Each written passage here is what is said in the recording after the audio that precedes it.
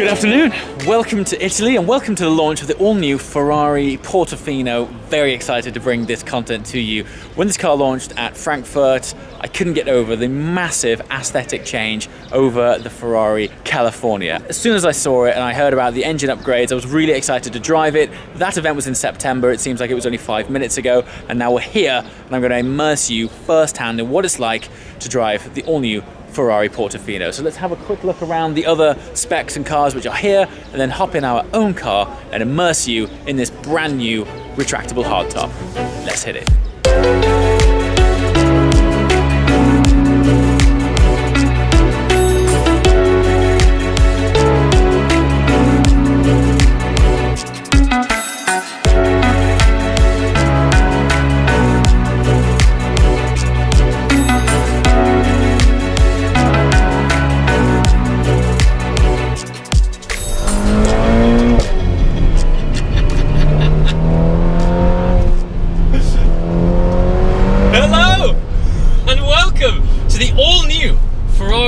Portofino. We are here in the delightful Italian countryside. The sun is shining, it's February. I am ecstatic and thankful to be here.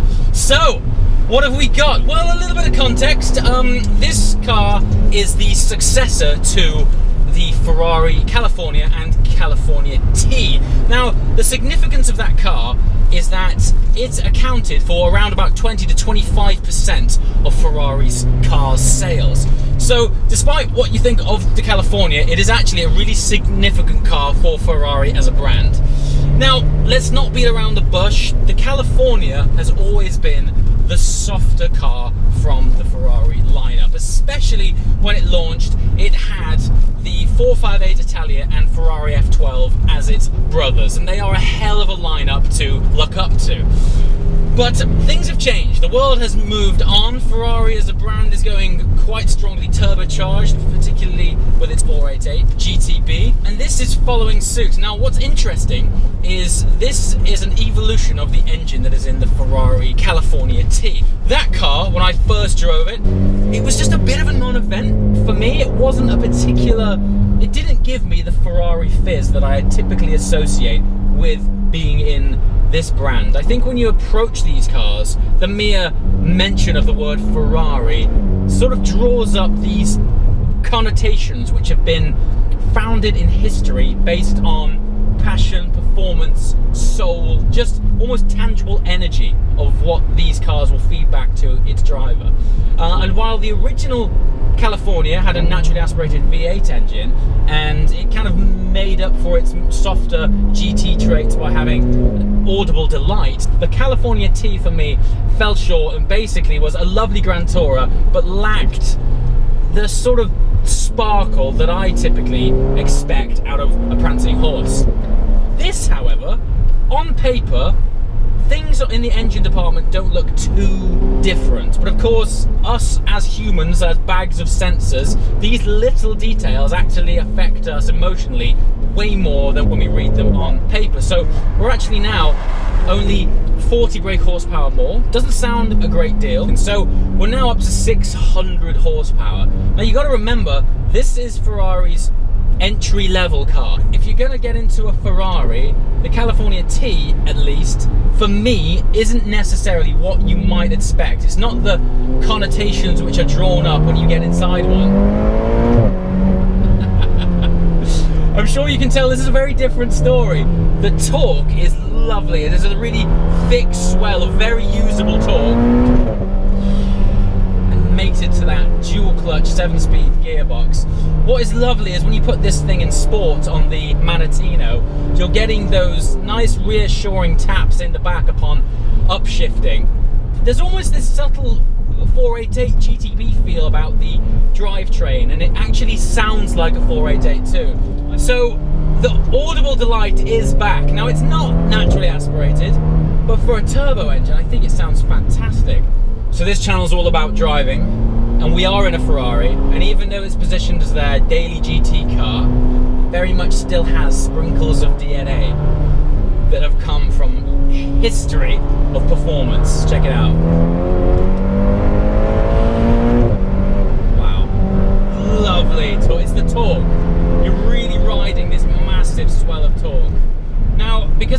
turbocharged engine, it does not rev out quite as high as their naturally aspirated counterparts. Now, one of the beautiful traits of an engine like that is that you can scream it right out. But where the turbocharged engine makes up for it, and this wonderful gearbox, is that you're constantly shifting because it runs out of steam just before 8,000 RPM. But with a gearbox like this, it's very playful. You're really up and down it, and you're playing it like an instrument. Just listen to how fast it shifts, right? So we're in second now, third, fourth, and you're compelled again to shift back down, and now we're into second. And on tight, twisty roads like this, it's so playful. Of course, this car takes on a whole new life of its own because this is a retractable hardtop convertible. So with the press of this button here, in 14 seconds, we now have an entirely different driving experience.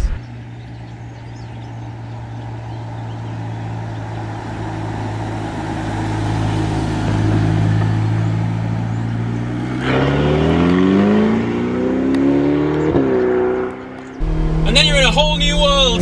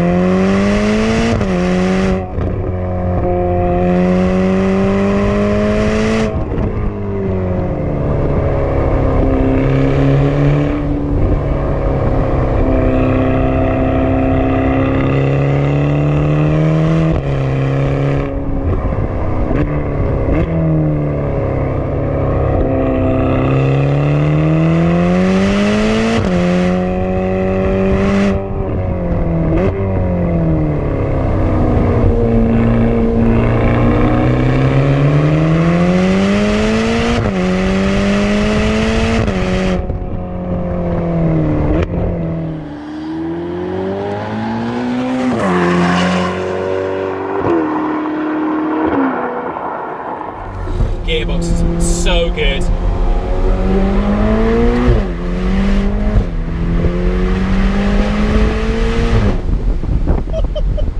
So there's something interesting. Earlier on I was talking about the amount of torque that this car has. Ferrari have implemented a system which basically manages the torque in each gear you're in. So you don't have 100% of torque available all of the time. And that at first might sound like you're being shortchanged, but in actual fact, it allows you to get the most traction possible because it optimizes the amount of torque in first, second, third gear to apply the most amount of traction to the floor. If this thing gave you all of the torque it's got, you just spin up the wheels. So you've always got a lovely amount of traction, even though by the ECU, you're not necessarily using as much torque as there is available. Very trick, you wouldn't know it was there, but when you feel that swell of torque, you're really thankful for it. Funnily enough, the road surface we're on right now, particularly slippy, and it just puts that traction down in. It's gorgeous. So the biggest takeaway for me, first of all, the difference, the changes in this car over the Cali T is so much bigger than I expected. I'll say it straight, I just wasn't a fan. The California T for me just really missed the mark in terms of, look, it was a very good car, but for me it didn't represent what the badge stands for me. This car, very similar engine, but whatever magic dust they've sprinkled on it back at Maranello has worked wonders. You've heard it, you've just heard that thing firsthand. It sounds much more like a 488. It handles beautifully. You know, there's not a great deal to criticize. It's just a lovely environment to be. And I think if this was the first Ferrari you experienced, I think they've gone a long way since the California to embody the Ferrari ethos in their entry-level car than they did do with the previous California. And I think that is something not to be underestimated. To be able to get into a Ferrari this good at 166 grand, don't get me wrong, by the time you put options on it, it's going to be pushing 200. But still, by the time you've got in it, I think you're really immersing yourself in the beginnings of what this fantastic brand feels like. As always, guys, thanks for watching, and I shall see you next time.